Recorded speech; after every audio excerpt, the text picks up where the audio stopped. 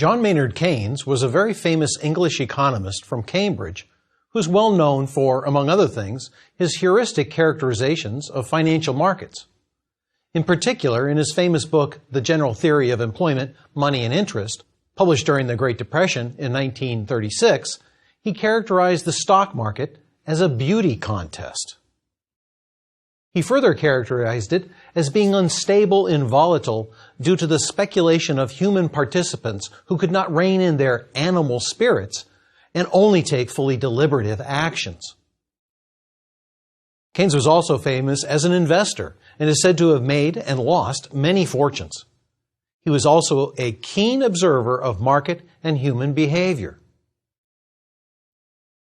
In The General Theory, Keynes described a beauty contest run by a newspaper. Of course, this contest was just a useful invention from Keynes' mind. In the contest, the newspaper would publish photographs of 6 women. Then the readers would submit their votes for the woman that they thought was the most beautiful. I should be more precise here. I should say that the readers supposedly would vote for the woman that each thought was the most beautiful. Although each reader was asked to vote for the woman they thought most beautiful, what were the actual incentives embedded in Keynes' invention? A reader could only win the ultimate prize if that reader had picked the woman that most of the readers had picked as most beautiful. Then, among those that picked the most beautiful woman, there would be a random drawing. So if you wanted to get a chance at the prize, you didn't really want to vote for the woman you actually thought was most beautiful. Rather, you wanted to vote for the woman you thought the most people would vote for as being the woman the most people voted for. Notice that I did not say that you would vote for the woman you thought the most people thought was the most beautiful. If I did, that would imply that only you understood the game, that all other people were voting for the woman they actually thought was the most beautiful. But if you are not the only one who sees the distinction, then some, maybe not all, people would be voting for who they thought the others would be voting for, where the reason they were voting for a particular woman was sometimes because they actually thought she was the most beautiful, but other times because they merely thought that others would be voting for her. Wow. So this is the crux of why the stock market is a beauty contest.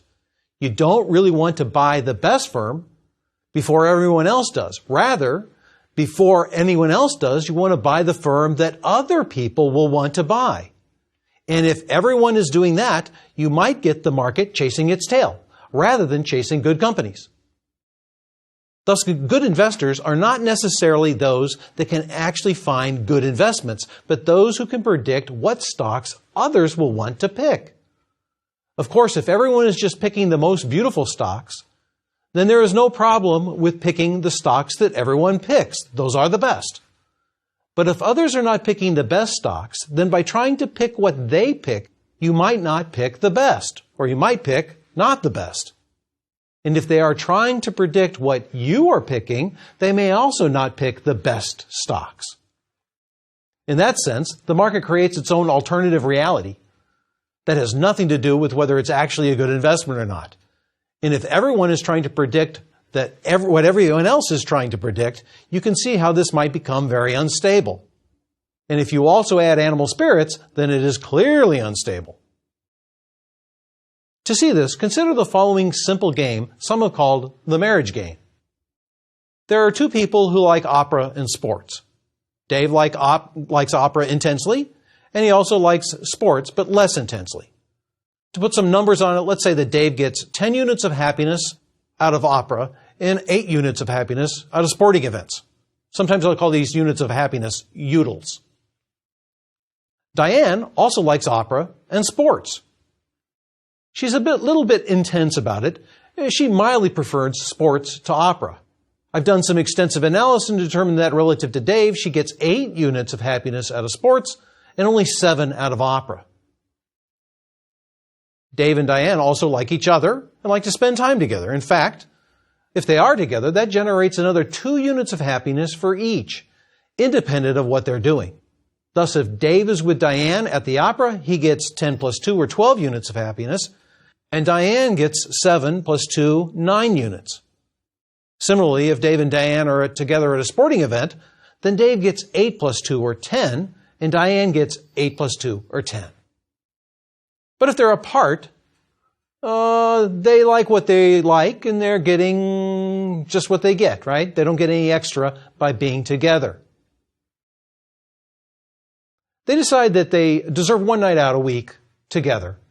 On Wednesdays, they either go to a sporting event or they go to the opera.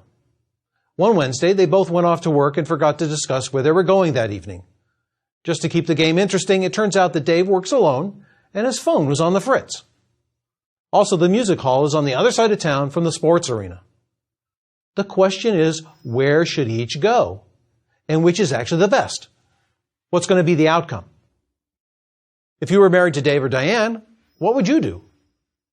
From Dave's perspective, he would try to put himself in Diane's shoes. What would she do? So this is just like the beauty contest, in that Dave is not thinking about what he wants alone. If alone, he wants what he wants to go to the opera. But if he goes to the opera and Diane picks what she wants to do alone, then she will go to sports and they will be apart. So if Diane picks sports, the best thing for Dave to do is to also pick sports. But what if Diane thinks that Dave will pick what he likes to do alone, and she picks opera? If she picks opera, the best thing for Dave to do is to pick opera. Dave's now confused. He muses, is Diane going to be selfish tonight, or is she going to be thinking about what I want?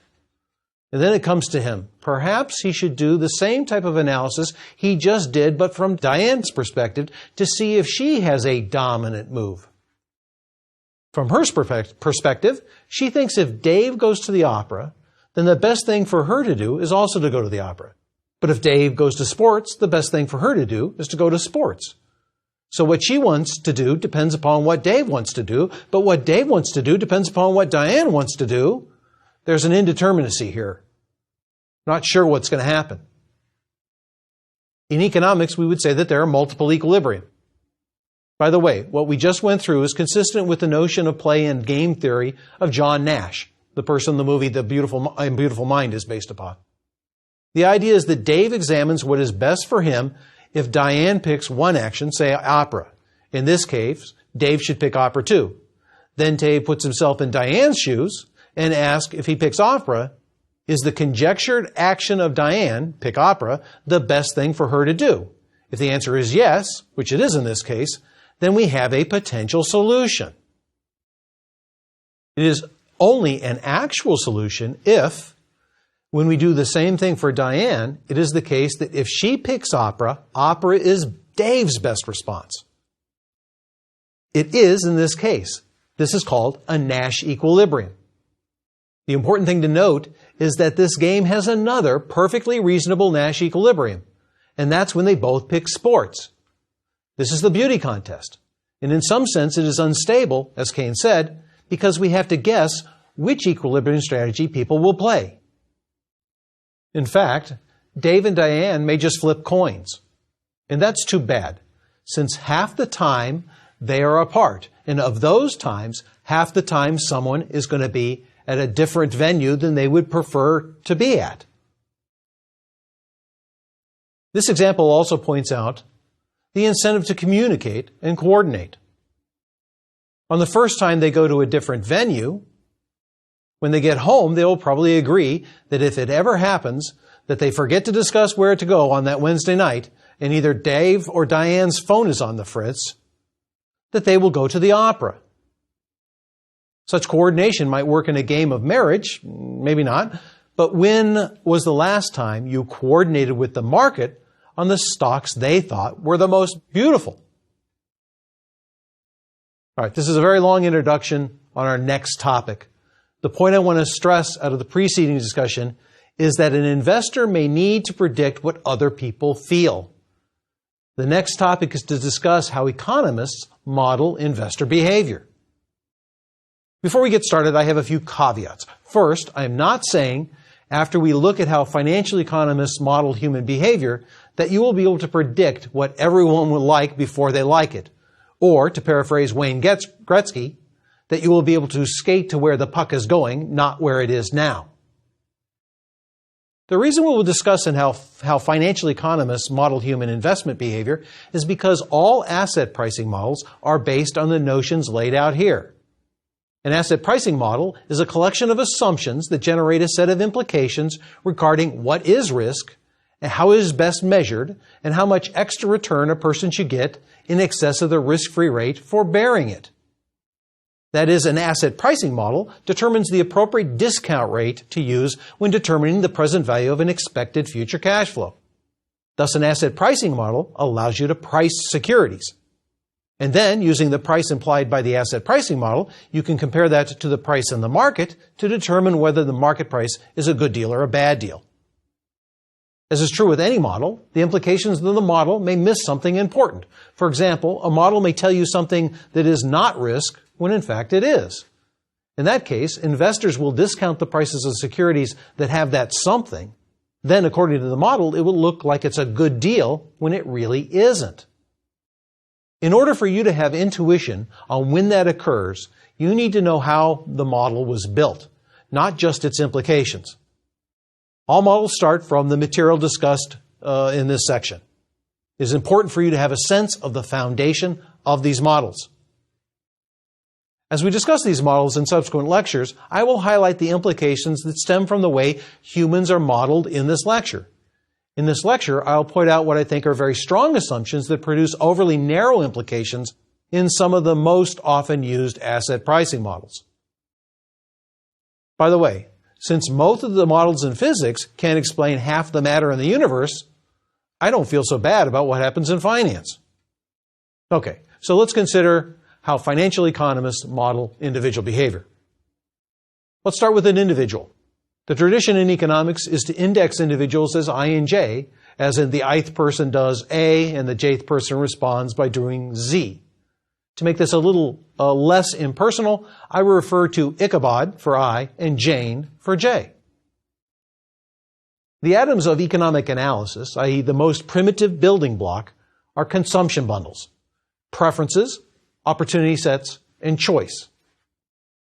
A consumption bundle is any combination of goods and services. For example, here are 3 different consumption bundles. Consumption bundle A is 12 cans of beer, 4 bags of potato chips, and 1 umbrella. Consumption bundle B is 1 bottle of Chardonnay, 12 oysters, and 1 umbrella. Consumption bundle C is 1 bottle of Chardonnay, 4 bags of potato chips, and a plastic poncho. Let's build a bit more structure so that we can see how this setup is very general. Let any specific consumption bundle consist of a list of the amounts of every single good and service in the universe. The items on the list may also be state dependent, like an umbrella on a rainy day 3 years from now. If there are k different goods and services, then a generic consumption bundle, say the mth out of many, is a vector x sub m is equal to x1, x2, x3, all the way up to xk, where x1 is the number of units of the good or service 1, x2 is the number of units of good or service 2, etc., all the way up to the last, the kth good.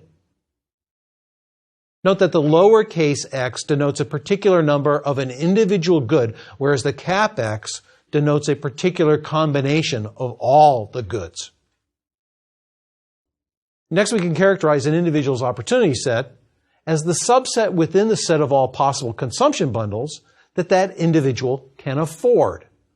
Sometimes the opportunity set is defined by a budget constraint. That is, out of all of the possible combinations of things a person can get, all those things that the person can consume with the budget that they have. Once we have the opportunity set, we need an individual's preferences over those opportunities. Preferences are modeled as follows. A set of preferences is a set of orderings for any 2 pairs of consumption bundles. For example, if the 3 consumption bundles previously described are the only possible consumption bundles, then Ichabod's preferences might be fully characterized by A is preferred to B, A is preferred to C, and B is preferred to C. Jane may have different preferences She may have the following ranking. B is preferred to A, C is preferred to A, but B is preferred to C. Okay, here's where things get a little dicey. Rather than have preference rankings for every pair, economists use a utility function that takes as its argument the number of units of each goods and spits out a number that is an index of happiness that person achieves with that bundle. This notion may seem a little strange to some people because it entails assigning a number to a feeling of happiness or satisfaction. How can we do that? Can a single number capture the nuances of your feelings? For our purposes, the numbers don't have to have any intrinsic meaning. All the utilities numbers have to do is rank alternatives. That is, for any pair of consumption bundles, the utility numbers must be such that the bundle that is preferred results in a higher number than the less preferred bundle. A utility function, say u sub j for x, that represents Jane's preferences must be such that u sub j sub x1 is greater than u sub j sub x2 if and only if Jane prefers consumption bundle x1 to consumption bundle x2 for all possible pairs of consumption bundles. Note that I didn't say that Jane has a utility function. Rather, Jane has preferences. An economist might be able to represent her preferences with a utility function, provided that function ranks bundles according to her preferences. At this point, there are a bunch of questions that economists like to ask, such as, for any given set of preferences, does there exist at least one utility function that will represent those preferences? And if there does exist such a function, does that function have any nice properties? Such as, is it continuous? Does it always have a derivative? Things like that. The answer is that not all preferences have representations that are well-behaved functions. Rather, there are some conditions that, if imposed on preferences, will result in well-behaved utility functions. One of the reasons economists want to impose these conditions is not because they think that they reflect people's preferences. In fact, in some cases, the conditions needed to generate well-behaved utility functions are violated by perfectly sensible preferences. The reason we impose these conditions is because we want to use the mathematical tools of constrained optimization. And we can only do that if we have well-defined or well-behaved functions. With well-behaved utility functions, we can use the mathematics of constrained optimization to maximize the person's utility function subject to the budget constraint. The answer to this constrained optimization hopefully is predictive of how people pick among alternative opportunities. But if the function does not really reflect a person's preferences, then that solution is going to be kind of dicey. Okay, now finance is based upon money and wealth. As such, we need to translate utility functions on consumption bundles into preferences over wealth and income levels. This is actually pretty straightforward. A person's utility must go up if they have more income or wealth. As income or wealth increases, the budget constraint lets in more consumption bundles. With more consumption bundles to pick from, the person must be able to do at least as well as they did before, probably better. An indirect utility function is the answer to the following question. For a given person's utility function over consumption bundles, what is the maximal utility that person can achieve with a given level of wealth? So for example, let's say you have a monthly budget of $10,000. There are a bunch of things that you could buy with that in a month's time. You could buy stocks, bonds, vacations, healthcare, Chardonnay, potato chips. The stocks and bonds, by the way, allow you to maybe buy better vacations in the future. Let's say that when you pick the consumption bundle you like best, you achieve a level of happiness of 12,000 happiness units. If so, then the indirect utility function you have would be U of $10,000 is equal to 12,000 units of happiness. If you were to have a monthly budget of $15,000 instead, how much happier would you be? Given all the things that you can afford with $15,000 per month, you pick the consumption bundle you like best. Let's say that the bundle generates, 13,476 units of happiness. Your indirect utility function is then U of 10,000 is equal to 12,000 units, and U of $15,000 is equal to 13,476. Once you have an indirect utility of wealth function, i.e. we know that the U of 10,000 is 12,000 units and U of $15,000 is 13,476, you can then start to ask how you would feel if, in happiness units, if the amount of wealth you had was random. Now we're talking finance and investments.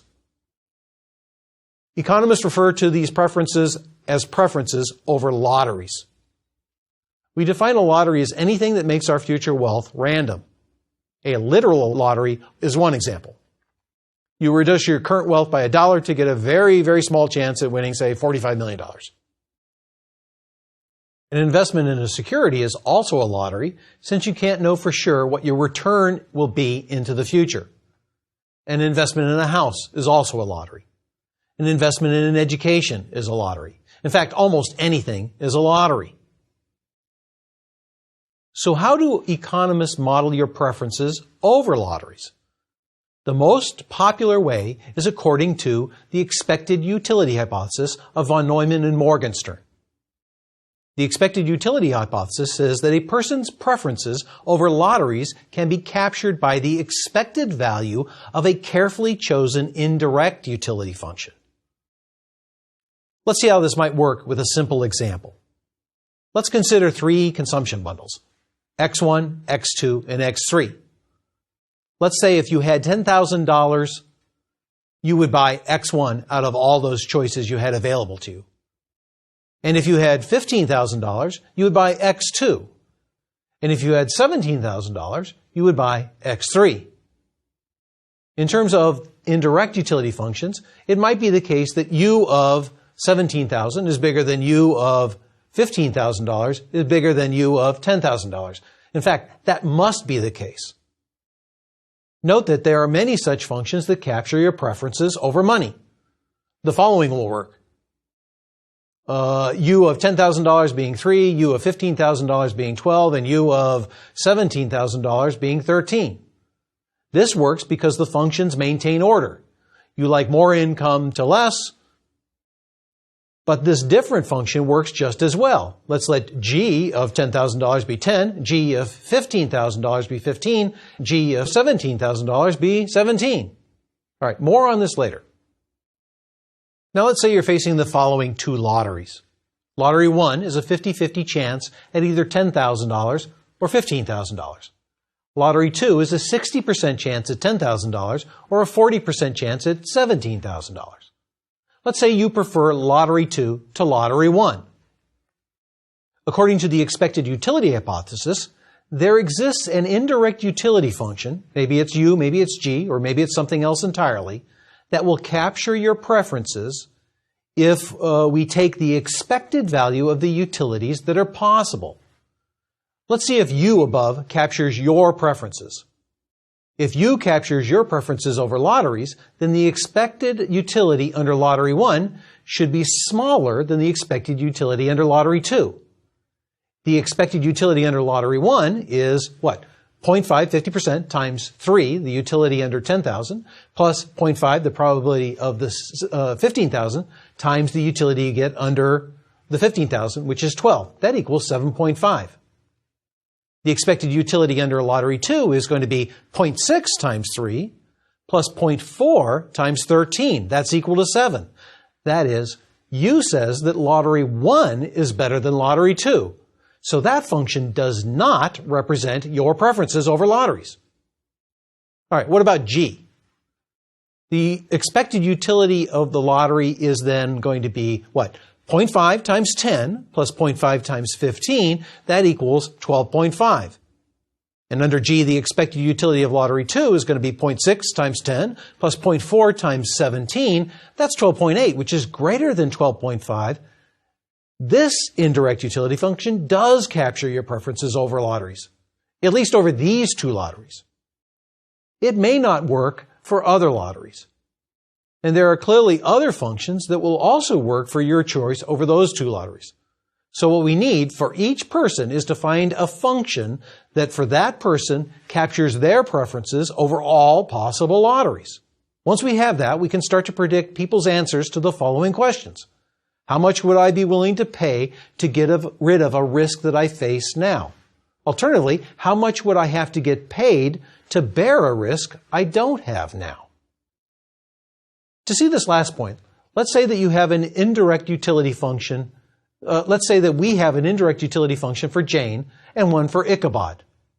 Consider a plot of Jane's. Also consider the lottery 1 described previously. Let's say that Jane already faces this lottery. Say she is a really bad driver and she has a 50% chance of being in an accident once a month, and that's going to cost her $5,000 since she's uninsured. For simplicity, let's let the only kind of accident she has be one that costs $5,000 to fix. Without the accident, she makes $15,000 a month and achieves an indirect utility of, say, 10. With the accident, she only has $10,000 after she fixes the car. She only receives an indirect utility of, say, 3 in that case. Given the risk, her expected utility is going to be, 0.5 times U of 10,000 plus 0.5 times U of 15,000. That's equal to 0.5 times 3 plus 0.5 times 10, which is equal to 6.5. Note that her expected income is $12,500. Right now, she never really gets that outcome, right? Rather, she only gets its expectation by getting $10,000 half the time and $15,000 the other half the time. But how would she feel if she were always to get $12,500 every month? Would she be better off or worse off or indifferent?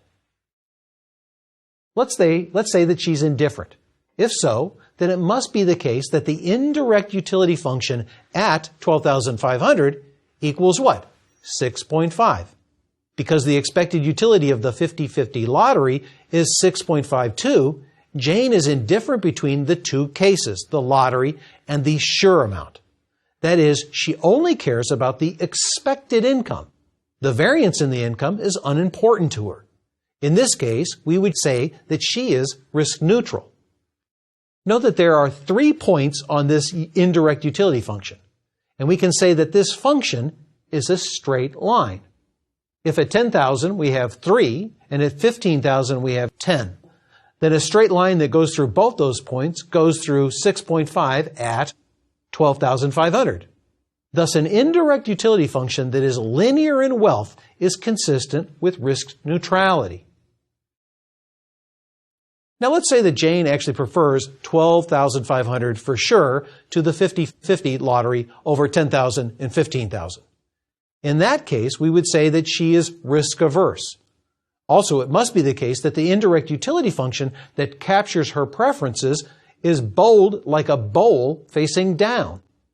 That is, the indirect utility function at 12,500 must be greater than 6.5. Let's say it's 8. If so, then the slope from 10,000 to 12,500 must be bigger than the slope from 12,500 to $15,000. Specifically, the change from $10,000 to $12,500 is 8 minus 3 is 5, and the change in utility from $12,500 to $15,000 is only 2. Thus, a function that goes up, it goes up at a decreasing rate. That's a function that is consistent with risk aversion. To see why that captures risk aversion, think about how Jane would feel if she were started out with $12,500 a month for sure. And something happened to increase her risk such that half the time she only had $10,000, while the other half the time she had $15,000. Her expected income is still $12,500. But what happens to her expected utility? It falls. On the downside, she loses 5 utils. On the upside, she only gains 2 utils. The expected change in happiness is thus, 0.5 times minus 5 plus 0.5 times 2 is negative 1.5. That is, her happiness falls. The drop on the downside is worse than the potential increase in utils on the upside. To think about this, what is the shape of Jane's indirect utility function if she were actually a risk lover. I'll let you think about that on your own. In summary, the shape of the indirect utility function tells us something about people's aversion to variation in outcomes. So, how do we get indirect utility functions for people in the market? The answer is we don't. Rather, we typically just assume some function that has some nice features. The nice features we're typically looking for are things like they're easy to work with. And this is where financial economists are on thin ice. Many of the functions used in finance are such that only the expected value and only the variance matter. There is much evidence to suggest that people care about other things other than just expected value and variance. For example, many people care about skewness. Skewness is the likelihood that there will be a big positive outcome. Lottery tickets have lots of skewness. In fact, many small stocks have lots of skewness. They either languish or fall from a fairly low price, or they skyrocket. Okay, so why is this important?